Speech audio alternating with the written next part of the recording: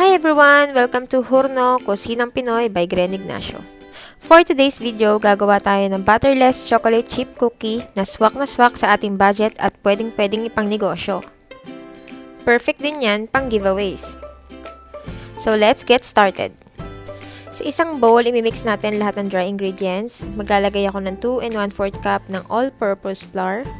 Sunod nating ilalagay ang 1 teaspoon ng baking soda, ganun din ang 1 teaspoon ng iodized salt or fine salt. Mix lang natin yan together hanggang sa wala na tayong makitang buo-buo sa ating harina at ganun din para mahalo natin ng maayos ang ating salt at baking soda. After nyang ma-mix, iset aside lang natin. Kumuha ng another bowl at dito natin imimix ang ating wet ingredients. Dahil hindi tayo gagamit ng butter, gagamit tayo ng 3/4 cup ng canola oil. Next nating ilalagay ang 1 cup ng brown sugar. Then maglalagay din tayo ng 1/4 cup ng white sugar. Maglalagay din tayo ng vanilla extract, pandagdag flavor sa ating cookies. Nakakatulong din yan para mas maging mabango ang ating mga binibake. Gumamit tayo ng hand mixer sa pagmimix ng ating mga wet ingredients. At dahil gumamit lamang tayo ng oil, imposibleng maging creamy ang ating wet ingredients. So maglalagay tayo ngayon ng 2 egg. Ilagay natin ng 2 itlog at i-mix natin yan gamit ang hand mixer. Napaka-importante na gumamit tayo ng hand mixer para mapaalsa natin ang ating itlog. Pag naging creamy na ang ating wet ingredients, unti-unti na nating ibubuhos ang ating flour mixture. Pag gumagawa tayo ng normal na cookies, bawal ma-overmix ang ating batter. So, ganun din dito. Gumamit lang ako ng hand mixer para mas masigurado natin na walang matitirang buo-buo ang ating harina. Kaya, once na wala na tayong makitang trace na pagbubuo-buo sa harina, kailangan na natin yung i-stop. Ngayon, okay na ang ating cookie dough. Pwede na nating ilagay ang ating chocolate chips. Dahil hindi ako masyadong mahilig sa chocolate, 1/2 cup ng chocolate chips lang ang nilagay ko.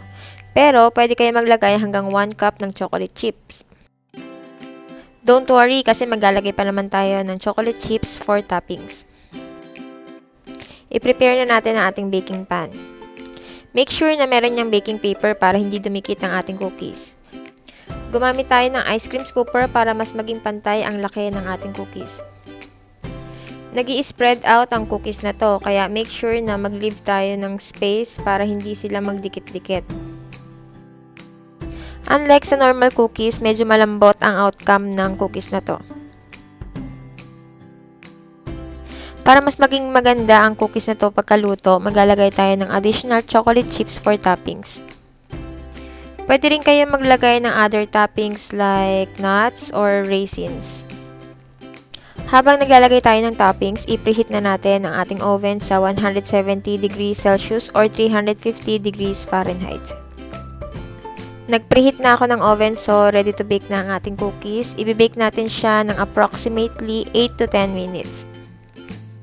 While niluluto natin yung ating cookies, niready ko na rin yung other batch. So, sa isang recipe na to, nakagawa ako ng 3 batch for baking. Or kung ayaw nyo siyang lutuin lahat, pwede nyo naman siyang i-store sa freezer for 3 months. Then, before nyo gamitin, ito nyo lang siya ng 1 hour. For this batch, gusto ko siyang lagyan ng konting twist, so maglalagay ako ng sea salt. Gumamit ako ng Himalayan salt for this. Natapos na ang baking ng ating first batch, pwede ko nang ilagay yung mga kasunod na batch.